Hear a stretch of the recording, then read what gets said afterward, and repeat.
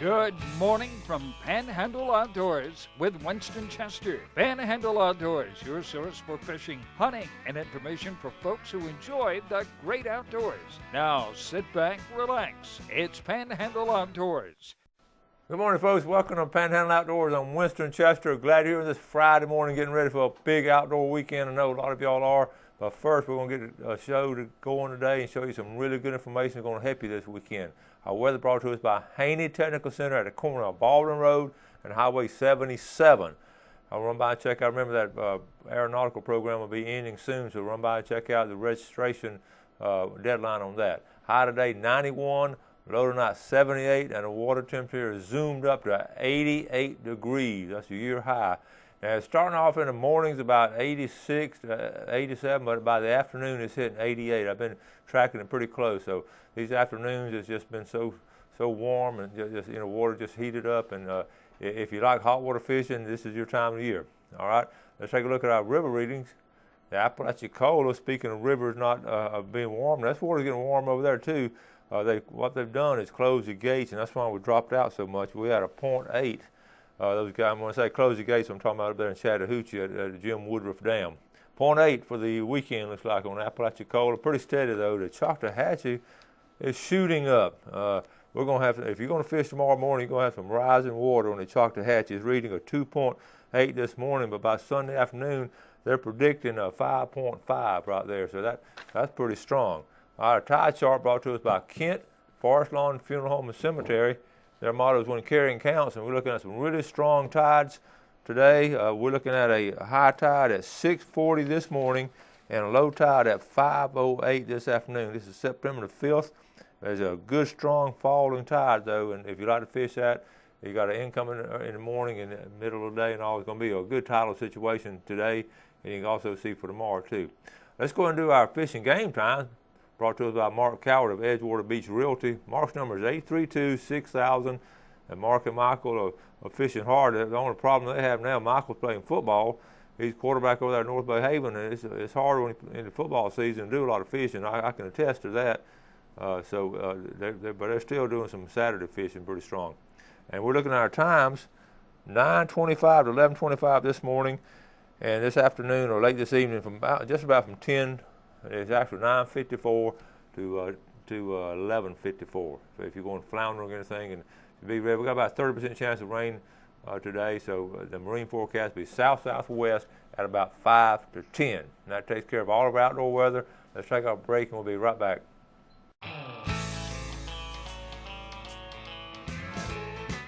All right, welcome back. We're going to finish up on this bridge fishing site that we started yesterday and ran out of time. So let's go and get started on it so we get it all in today. Now, remember we showed starting on the east end, working our way all the way to the western end. So we made it just about a Panama City over here at Tyndall. We're looking at the Tyndall Bridge. Now, this is just an excellent place to go bridge fishing. You can fish from the shore over there on the Tyndall side, but really boat fishing. Of course, we used to have the old Tyndall Bridge. I took it down. But boat fishing under the Tyndall Bridge has been outstanding. It hasn't been good, it's been outstanding, especially catching these redfish on the outgoing tide. And you can see fishing outside those channel markers right there is really good. Okay, now let's go to the next one. Let's move on. Let's move into town.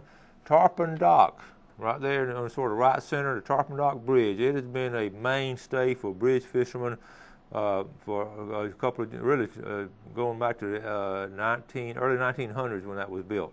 And they've caught a lot of fish, some drum and redfish off there, caught some nice trout, and it's hard to go by there when you don't see somebody fishing right there. And of course, right to the left of there is Tarpon Dock Seafood. So the Tarpon Dock Bridge is an excellent place to go. All right, let's go on over to the main one, the Hathaway Bridge. You can fish on the west end. I want to tell you something now. Really, on that west end fishing, mullet fishermen each year on the western end, that's to the left there, just start camping out there, really, starting about another couple of weeks. Mullet will be coming out, running on that shoreline. Really good fishing. Of course, if you have your boat there fishing along those pilings for sheephead, is really, really good. So, and you can also catch some trout and redfish on that southwest side right there. Okay, let's go on over here from the Hathaway Bridge. Let's go north to the Lynn Haven Bridge. What's great about this bridge? You have the bridge for traffic, And then right next to it, you have a fishing bridge. The Department of Transportation left it up so people could fish. You see joggers on it, bicyclists. I ride it myself. I live up there to the right-hand side. A lot of times I ride my bicycle down the bridge to see what people are catching. And they're catching a buku of different things, anywhere from sharks to redfish to catfish to sheephead. But it's a good place. It's a safe place to fish, and you fish anywhere along that bridge. And it's really one of the best fishing bridges in our Panhandle area. Okay. But because of, okay, now location-wise, you probably don't know about this. It's close to the Southport Elementary School, what I call the Fanning Bayou Bridge up there right in the center of the page. It's not real big, but there's some really, in cold weather, folks, those speckled trout to get up in there. You can fish along that area, and it's an excellent place to go fishing. Okay. After that one, we're coming on here to, let's move up to the Deer Point Dam.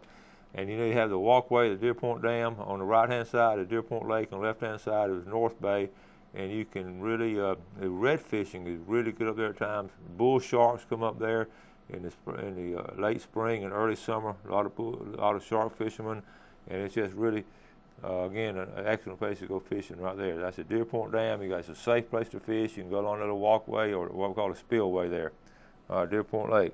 After that, let's go over to the West Bay Bridge. We talk about it a lot. This is West Bay on the bottom right-hand corner, going into Intercoastal, and that's the West Bay community right there. Good fishing, and I've showed a lot of pictures of fish that have been caught around the West Bay Bridge this past year. I had a cousin, Jared Baker. He and his family have done a lot of fishing around there, and a lot of locals have fished that area. The West Bay Bridge, you can just look around on either side there and really get in some nice sheephead and drum. Okay, after West Bay, we're going to get on Highway 388, and you have Burnt Mill Creek. Now, you're going to have two of these creeks together. Now, they're trying to lock off some of these, but you can get to them by water for sure. But I've had people fish on that bridge and send me pictures of some really good fish. That's Burnt Mill Creek, and this is right here is Crooked Creek right here. Okay, so I'm sorry, I went the wrong way. This is Crooked Creek. Okay, Crooked Creek right there in the center. All right, Crooked Creek right there. Moving along, we have Burnt Mill, Crooked Creek. Lake Powell, in a boat fishing under there, sometimes you can really catch a lot of nice fish. I have pictures sent, so many of you viewers send pictures and tell me where you're catching them and all, but it's been really good fishing on the Phillips End Bridge. Another great thing about bridge fishing, you always get in the shade. All right, now I'm going on to the western end. We'll just go through these because I haven't fished this area. But I just get good reports. The Eastern Lake, that bridge crossing Eastern Lake, and then you have that bridge crossing Western Lake. There's two good lakes over Grayton Beach area. You can go camp out at State Park, and you can take your boat over there, or you kayak, and it's excellent fishing on those bridges. It's really good. And then, of course, the Clyde Wells Bridge. We talk about it a lot. We showed a picture of what's the new boat ramp that we're putting in there within 2 years. And then the last couple right here. The Mid-Bay Bridge in Destin on the right-hand side, of course, the little Destin Bridge itself. Those are good fishing bridges, especially if you can get them on weekdays. Weekends, it gets pretty crowded there, okay? Okay, now, let's, next picture I want to show, we'll get to that in a second. Let's go over the seasons real quick. People ask me about dove season. It's right around the corner, all right? First phase of dove season is September the 27th, okay? That's going to be about 3 weeks. 3 weekends now. First phase, September 27th. Remember, bag limit is 15, and the first phase from 12 noon to sunset. I wish I don't have a dove field hunt this year, but man, I wish I did. I love the dove shoot. Now, waterfowl. We're talking about duck hunting and Canada goose. The early Canada goose season opens tomorrow, September the 6th through 28th. Already, if you got some geese around, I know up in Lake Seminole, those geese are still up in that area.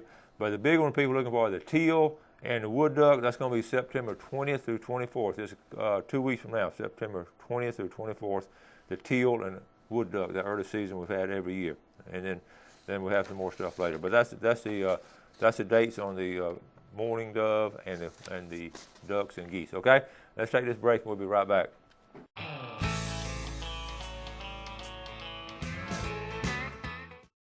All right, welcome back on this Friday morning. Hope you're getting ready for a big weekend. FWC will be offering another hunter safety, they call it now hunter safety internet completion course. That's what they all are now. You do your work on the internet, and then you go to some range in the local area. This is going to be in Jackson County, and the date on it is going to be September 20th from 8 a.m. to 3 p.m. You spend the whole day there, but it's right around the corner. It's going to be at a Chipola College firing range in Marianna on September 20th up there in Jackson County. That's your hunter safety. Almost all of our counties now have been hit by a hunter safety course, which is good. Neat picture here. Starting to get pictures of bear sightings. This is really good right here. I just like this. Here's the email. This bear hung around my tree stand last hunting season in Clarksville. It figured out he figured out he could hit the motor and the corn would fall out. So when the corn ran out, he pushed the feeder cover over and left. So I just started scattering corn on the ground. Okay, thank you, Thomas Steele up there. He left for greener pastures. And what's going on?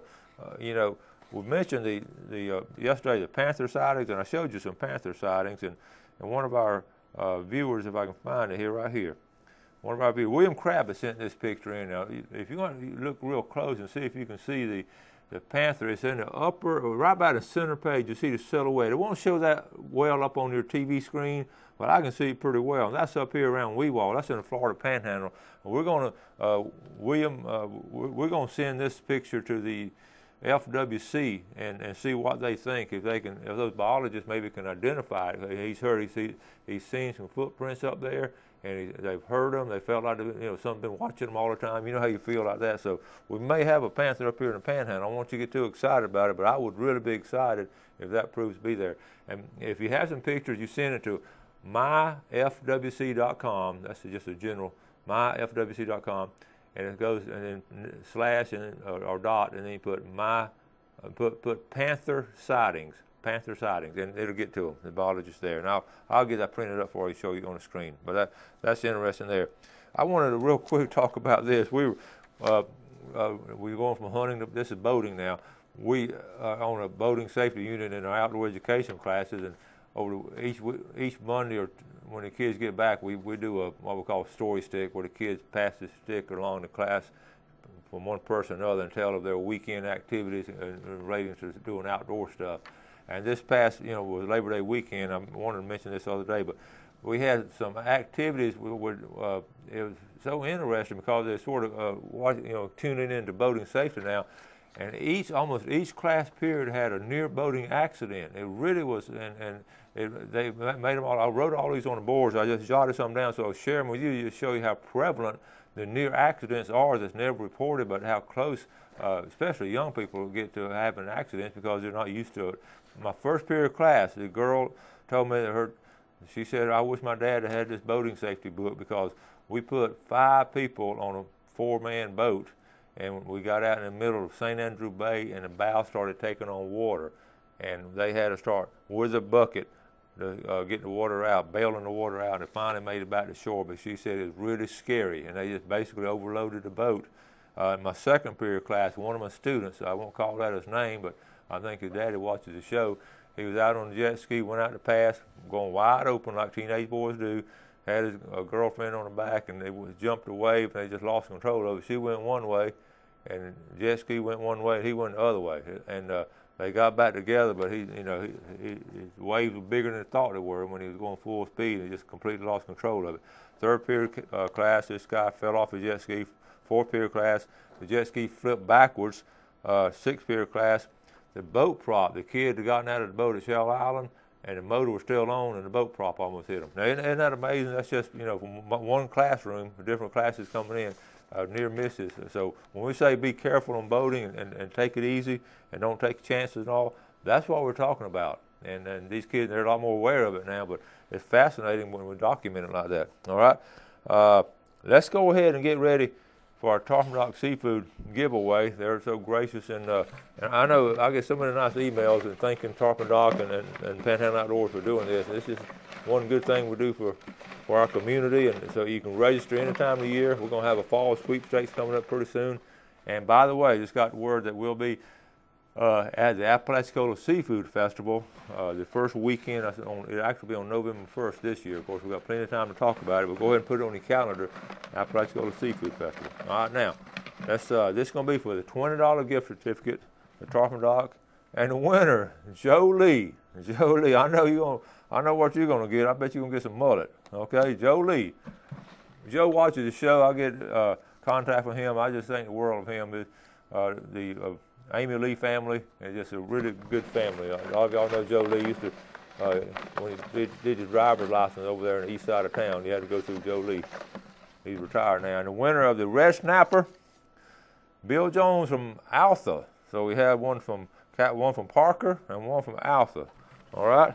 So we're glad to do that, and we're going to write this down now. So Joe Lee got the $20, and Bill got the red snapper. I'm going to call that in to them this morning. They'll know that. All right. We're going to take a final break, get set up for our famous Friday fishing forecast.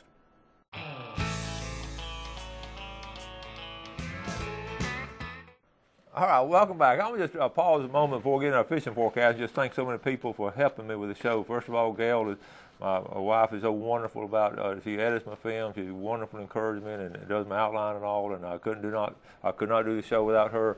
My family is very encouraging, and friends always asking about it, encouraging, and you viewers and Jeff Peck there behind the camera. He does about 3 jobs in one. And it all makes this show possible. All I do is sit up here and run my mouth, and I can do that. So we'll get great feedback from y'all, and appreciate the sponsors, and appreciate you dealing with those sponsors.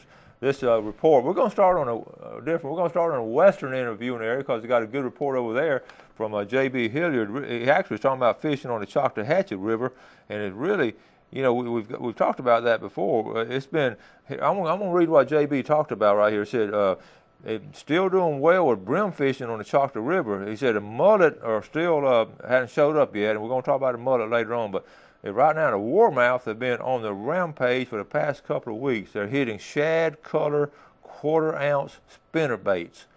A friend of his is catching warmouth like bees on honey.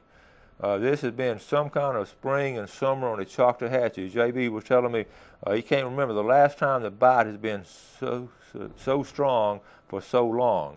And there are days when they're more fishing than catching, but it's nature's way of preservation. But I've heard that report from people fishing the Choctawhatchee River. It's been a banner year over there. And just a couple of days ago, a guy was telling him about catching.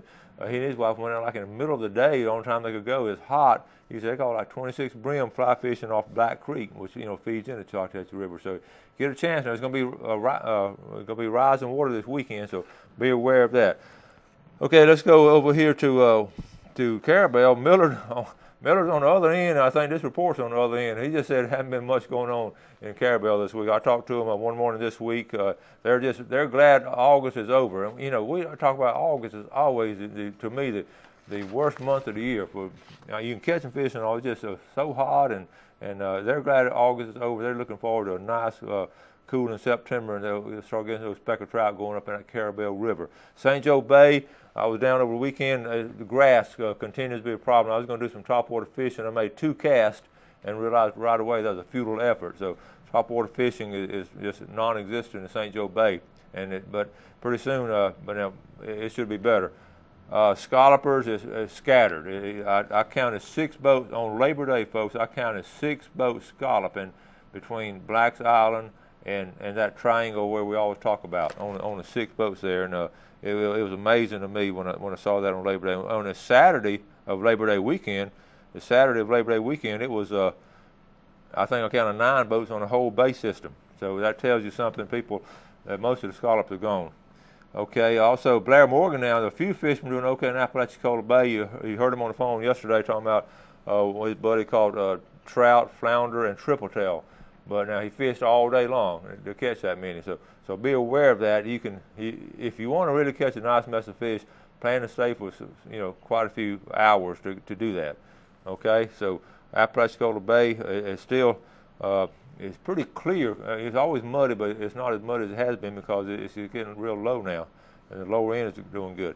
Mexico Beach. Mitch Coleman was talking about with Florida Days Adventures out of Mexico Beach. We'll go up here to Mexico Beach and right here. Mitch is always good about sending a weekly report in there. He said the water temperature down there is 88 degrees also, but it's driven the bait and everything deeper. They're catching some nice kings over 20 pounds. Caught several of those this week, and he said that the grouper bite is still slow, and what the fish are in the deeper water. Okay, so that's the situation there. Coming on up here to Crooked Island Sound, it's hot there too. Not much going on Crooked Island Sound, and now coming into Panama City.